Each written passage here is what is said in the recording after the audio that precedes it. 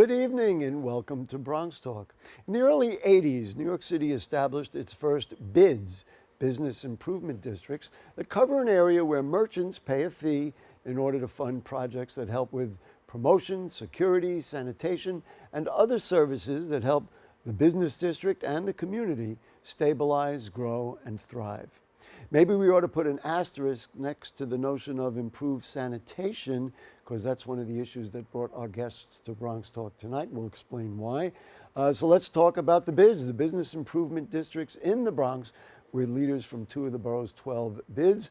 Please join me in welcoming from the Fordham Road BID is Deputy Director Albert Dalipi. Nice to see you, Albert. Pleasure to be here. Thank you. And the Treasurer from the Belmont BID, which includes the ever-popular Arthur Avenue, Franz. Nice to have you, Frank. Pleasure to be here. Thank you for joining us. Let's just, if you give me a moment, let's take a look at all of the BIDs in the Bronx, because we selected two to be with us, but this is really about all 12, and they are at 161st Street, Belmont, Castle Hill, Fordham Road, Jerome Gun Hill, Kingsbridge, Morris Park, Southern Boulevard, 3rd Avenue, Throgs Neck, Westchester Square, and White Plains Road. I think you can see we have covered the entire borough. I'm sure there's more. There's always talk about other neighborhoods who want it. You'll get a vote yes from me if we can make it happen. But let's start with you, Albert. Take your temperature. What's the health of it? How are we doing at the Fordham BID? The economy is different. Business is different from what it was. How are we doing? We're doing good. We're in a good place. That's good to hear. I think that, since the pandemic, we're back, the numbers are back to what they were pre-pandemic. So, I think that's a fantastic job by the team and, the city and everybody else that has helped kind of bring Fordham Road back to what it was. Unfortunately, we're having some issues with some sanitation guidelines, which we'll talk more about. We'll get to that, yeah. But, besides that, I think the numbers are back. Our businesses are thriving. We have a bunch of new businesses coming back. A lot of food spots now are coming to Fordham Road, so we're excited about that. That's something that Frank can talk directly about. Does the concept work? And since you're saying things are going well, why does this concept of merchants getting together, listen, it's a tax, it's a fee they have to pay, why does it work for them in the long run, even though, as I say, bottom line, you got to pay something for it? So bids usually they set up in commercial areas where there's high activity, and a lot of the times in those areas you need more supplemental services. So when it comes to sanitation, for example, what the city does is not enough. Sometimes you need a little bit more hands on the ground and boots on the ground to kind of get the trash. That's an ironic thing to say, because boots on the ground, that's literally what we're talking about. Right. So we supplement. Well, for example, we'll supplement city services when it comes to sanitation, when it comes to public safety. And then, of course, events. We'll put on events in the community, kind of take the pulse of the community for different aspects of giveaways and shopping, and do marketing and promotion. So it's really fully, encompassing of the neighborhood. And so for the merchants, it's an investment. Sure. And can you imagine? Now listen, what was said to me that this is the unofficial sneaker capital in the city, that Fordham Road is. We found out recently. A quarter of the businesses are sneaker business. Exactly. And we found out recently that per capita in the United States, Fordham has the most sneaker stores per capita in the country. So that's why we said it's the unofficial sneaker capital of the world. Hopefully we can make that official. You just made a sale, because Frank is like, oh, so now that's where I got to go. I didn't know that myself. I need a pair of sneakers. Pick up my kicks. Okay. Are there any examples, and Frank, we're going to get to you about Belmont in just a moment. Are there any examples of businesses that you think have really would not have been able to do what they're doing if it weren't for you? I mean, just select one or two, or in general. Well, I mean, just recently we had a show with City Jeans. City Jeans is doing great work and releasing exclusive sneakers. So these are sneakers that collectors will kind of wait for, and they they line up outside the store, and they use kind of social media to hype up the new releases. And it's a big thing in New York culture where people want to match kind of what they're wearing with the sneakers, and have specific outfits that are very tailored to exclusive individuals. It's a big thing that people are into. I am smiling because you literally just hit me where I live. Just east of Jerome Avenue, there's a cap store, a sports cap store, and I bought a range of colors of caps to do exactly what you said, match the clothes. It's that I New wear. Right York. on Fordham Road. That's New York, you know. All right, who doesn't know about Belmont and Arthur Avenue, the unofficial restaurant capital in the city? So Frank, same questions for you. How are we doing over there on Arthur Avenue and in Belmont in Yeah. general? Well, Arthur Avenue's always doing good because luckily our main product is food and people always have to eat. So that really insulates us a bit. But we just came off our best Christmas season ever, bar COVID.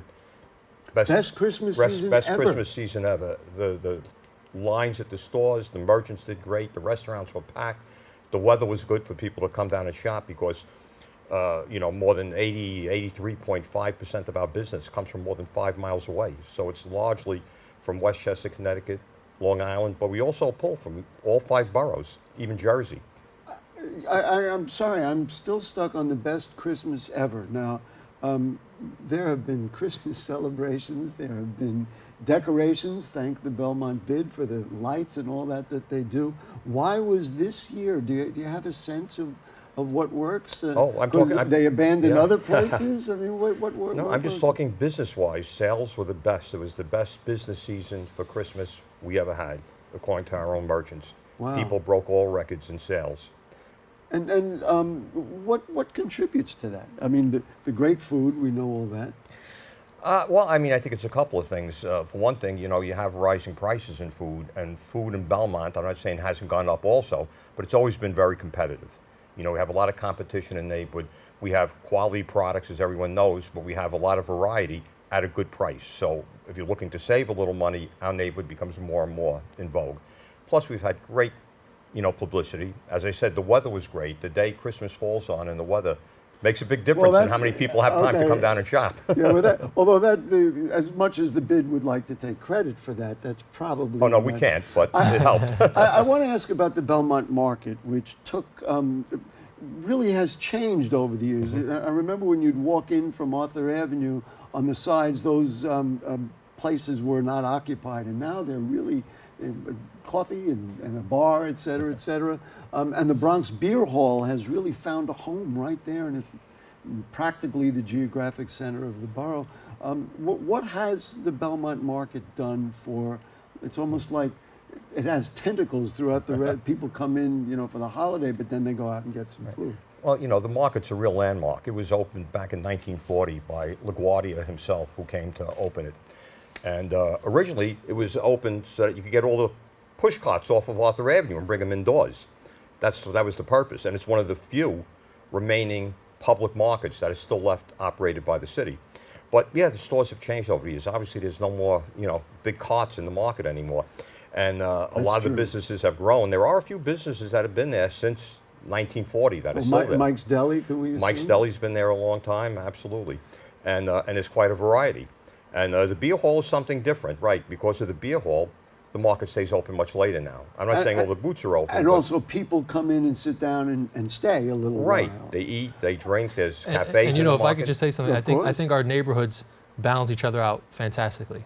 Where Fordham is more for shopping, the experience of shopping, then you could just go right next door to Belmont and have kind of a fine dining experience and relax. Or a funky dining experience, Right. excuse me. And it's just a great balance, I think, between the two neighborhoods, and we're excited Yes. that it's in the Bronx and it's thriving. We so. both have what the other one lacks. It's a good combination. And I Absolutely. have to say, we love tourist destinations. Of course, we like to talk about it because it's our home. But when you walk into the Belmont market from Arthur Avenue and you see those guys rolling now I don't smoke cigars, but you see them rolling, it's like an art that they sit there and they do it and they just roll one after the other. Oh, they're brought up from the Dominican Republic. I'm They're well aware. professional rated cigar rollers. A lot of people don't know that cigar rollers are trained. They get a rating between 0 and 7 as to how good they are. And they're brought up and sponsored in the country to roll cigars. So let's stop dropping hints and talk about the sanitation. Frank, we'll start with you. Both of you will get a chance. City Hall told the BIDs this past summer that they have to containerize their own garbage.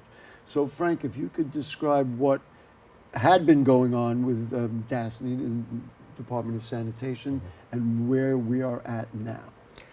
Well, first let me say I recognize the importance of containerization in keeping down the rat problem. I'm sure you remember when we were kids, everyone had metal garbage cans in front of their house and they had no rats, so I'm glad they're going back to that. But we feel that an undue burden is being placed on the bids for a couple of reasons. One, for small bids like us, it's very expensive to buy all these containers.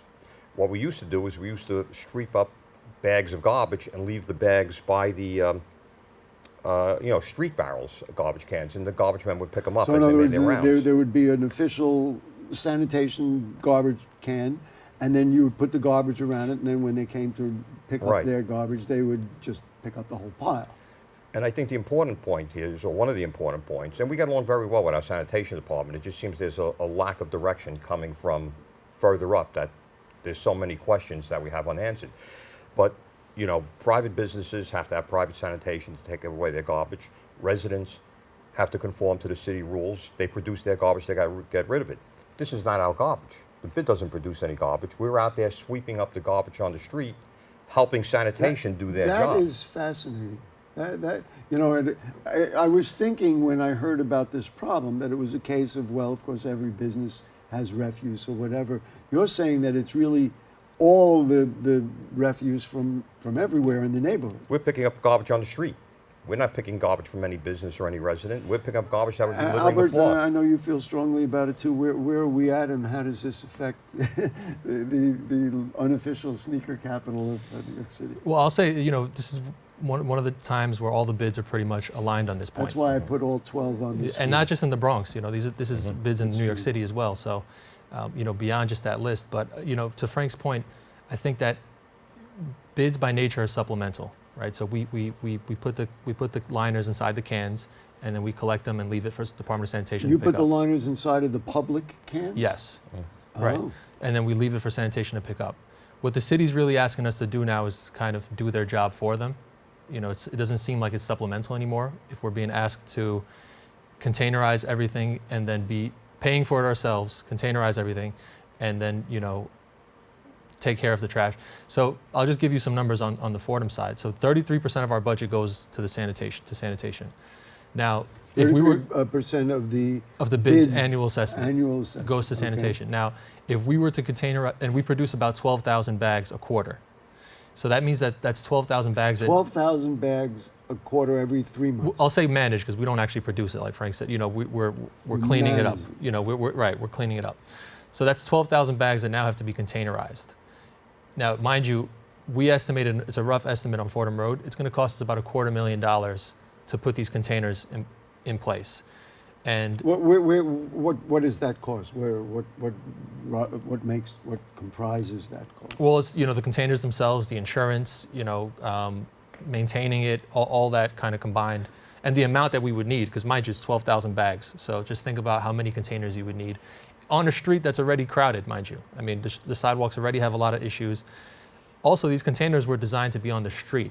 Now, Fordham Road, as you know, there's a bus lane running on Fordham Road, so we can't actually put it on the street. We'd have to put it on the sidewalk, which creates further problems because now it's going to be more congested. It's basically changing what bids have been doing since inception. I've read about it and all that, but hearing you talk about it, it seems like this, and I'm just reacting to what you're telling me, seems like the city is basically deputizing the bids to be the Department of Sanitation for this area that you represent.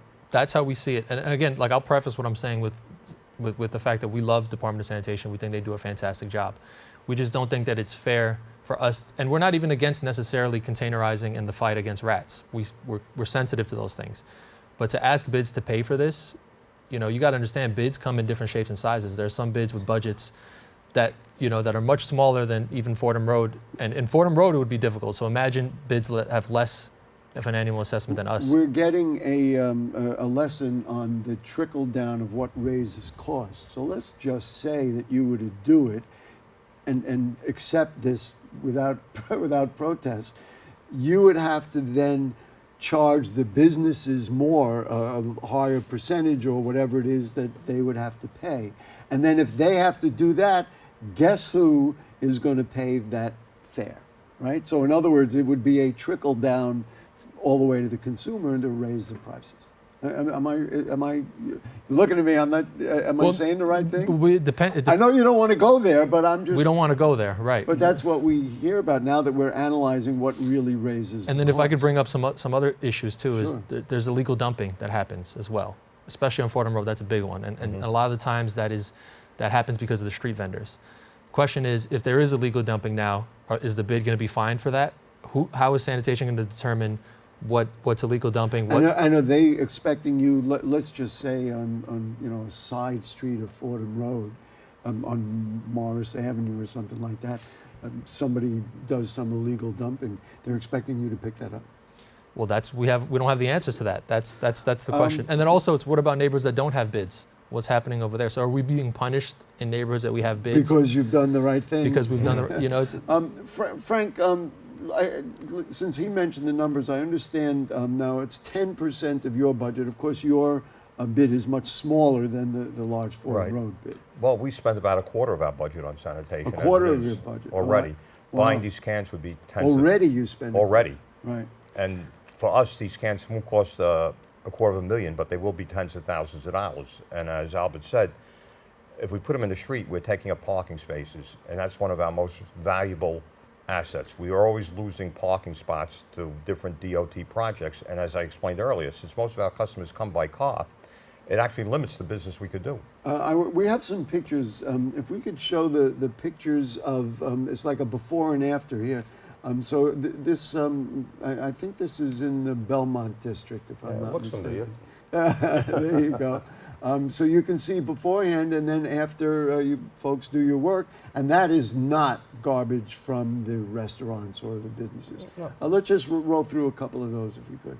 Here's more examples, top and bottom. Top is what it looked like, and the bottom is what it ultimately. Now you have a personnel who do this? Oh, we have 2 to 3 men assigned every day, 7 days a week. Okay. They all have a route that they start at, and they go as far as they can because you never know how much garbage is on the route. They might go far, they might not, but they start at that point the next day and keep just circling through the neighborhood over and over again. Now, is this in place now? Like they just said, this is what's happening, and now you have to do it, or is there still further dialogue to happen? well, so it seemed that they were trying to implement it by the fall of last year, which was way too soon. So now we've paused. You wake up in the morning, here you go. So now we have at least until, from my understanding, it's around August of this year.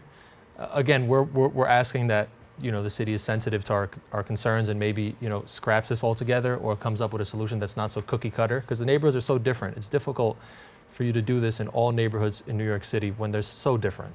Well, all neighborhoods, all the BID neighborhoods, right? Right.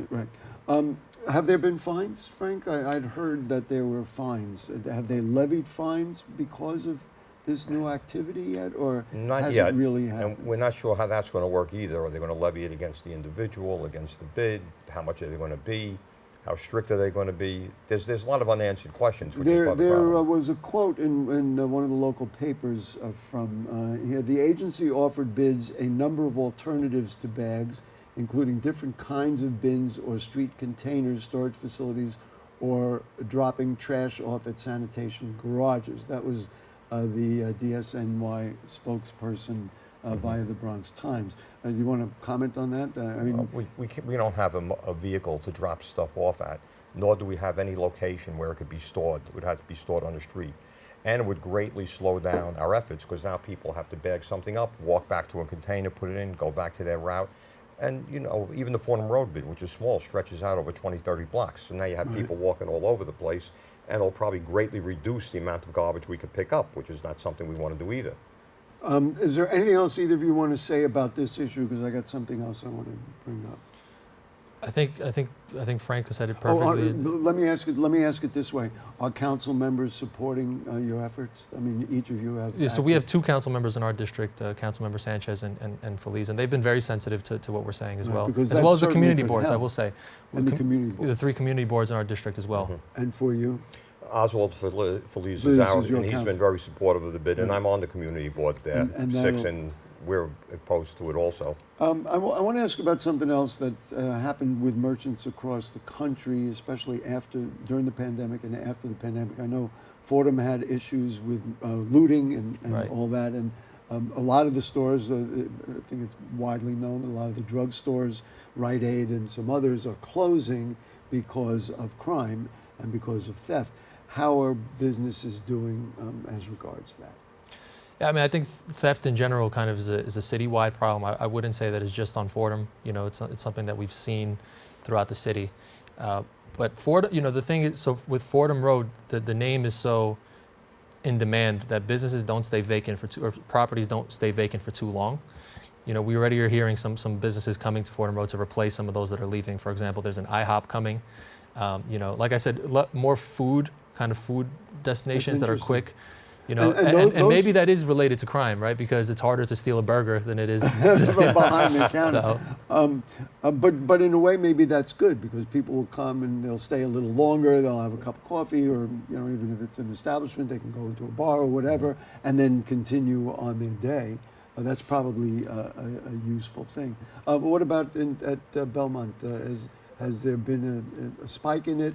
Well, as Albert said, I think there's a little bit of a rise in minor crime all over the city, but the community remains basically safe. We don't have any particular issues, no main issues, and we have virtually no vacancy rate also. We have new businesses opening constantly. I feel like I was a little remiss from the beginning to not ask you about vacancies. So you're doing pretty well, I guess both of you, because Fordham Road and Belmont and Arthur Avenue are so, you know, and people react to them right away. Yeah, no store stays closed for very long in our neighborhood. We just had a new fish restaurant open up, another cafe, a place, Acai, A-C-A-I, they serve little bowls and stuff, just opened up. Yeah, and we have 2 other businesses on the way in. Actually, now that I think about it, I don't know if we have a vacancy in the whole neighborhood available right now. So get online, folks, if you want to open up something on Arthur Avenue, but please do, because, you know, stuff does happen. And you have the same kind of thing. We do, you know, even a lot of times when businesses are opening up, especially if it's on a corner, they'll try to put their business so that they can get the Fordham Road address and not get one of the side streets, just because of how hot the name is. It's That's you know, fascinating. It's strategic, yeah, it's strategic. But let's just talk about promotions. Anything coming up that you want people to know about? Well, we have the Bronx Night Market is active. Oh, is yes, coming back right. again in April. So I heard it was going to have expanded hours. Is that yes, true? that's true. That's true. So we're excited to welcome them back. And that also brings people into the bid. It does, well, especially Fordham Plaza. You know, it's something that we've been talked about trying to activate for a long time now. You know, trying to keep that activating and Activated more than just that one day. Right. But also, you know, there was talk about the Bronx Night Market closing. You know, so we're glad to welcome them back into, like, in general. You know, but besides that, we have Bronx Celebration Day coming as well, which is we do alongside Fordham University. That also activates the Fordham Plaza. And excuse me, the Fordham BID goes all the way that far east to go. We go from Jerome to Washington Avenue along Fordham Road. Wow, all the way down. Yeah. Okay. So we're excited about that. And then we're also doing some art installations. I mentioned on the last show as well. We're doing a asphalt art piece that's going to be on Mueller Triangle on Fordham Road, as well as a mural. So we're still identifying which business is going to have like this mural that kind of is supposed to be representative of Bronx culture.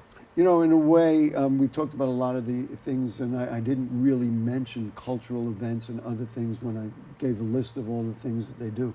But this really is all coming out of the BID, and to me, this is what creates real identity because of our culture and our artwork and giving people in the neighborhood not only the sneakers and the shopping and the caps that I bought, but expression of Bronx life. Which is and I think it's so important. You know, even, you know, we look at Harlem and the way Harlem is for Harlem, and they're always very specific about their people and, you know, promoting people that are from Harlem and the businesses that are from it. We want to do something similar on Fordham Road and kind of promote Bronx artists, you know, artists that are from here, and whether it's music or it's art or it's, you know, culture, we need that. You're talking on BronxNet television. You can be sure we fully understand that. Frank, and now what about for you folks over there? Well, I mean, you do your regular stuff. Everybody knows about it for the last 100 years. We participate in fancy food shows all over the tri-state area as the BID, and of course many of our merchants individually attend stuff all over the country. We'll be part of the Save of the Bronx program, which is at the end of this month. Oh, that's right. And of course, tomorrow's Valentine's Day. I doubt if you could get a reservation now anywhere in the neighborhood. At anywhere. I know restaurants are saying they're going to be packed from 5 o'clock on tomorrow.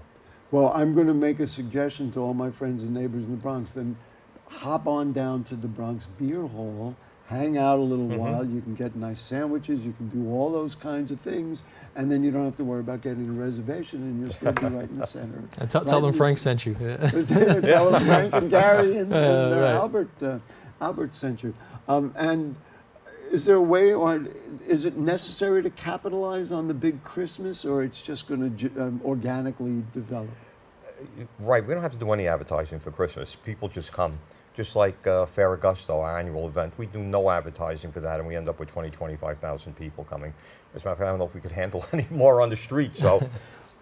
Favorite restaurant on, I know this is a everyone always asks me dangerous that. question because he's got a lot of friends out there. Well, I mean, it's all Italian food, but there's a large variety on how different people cook Italian food. So I tell people the best restaurant is the place where you like the food the best. It's not the same there you everywhere. go.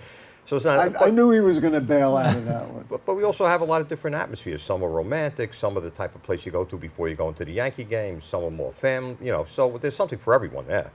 Albert, I don't know, should I ask favorite restaurant on Fordham Road, or it's not really that kind of place? Do you want to? Well, it's I'm a going to tough give question. mine. I never said this in public yet, but I will give you mine. But I will shout out the Chick-fil-A that just opened up Really? on Fordham Road, just because they've been doing so much for the community, sponsoring all our events, and I think that they've really come. But if it comes to Italian food and pizza, I think best Italian pizza for me would be that. Where that are one. they? They're between Fordham and Grand Concourse. Okay, I go to Amelia's when I'm in Good place. on Arthur Avenue.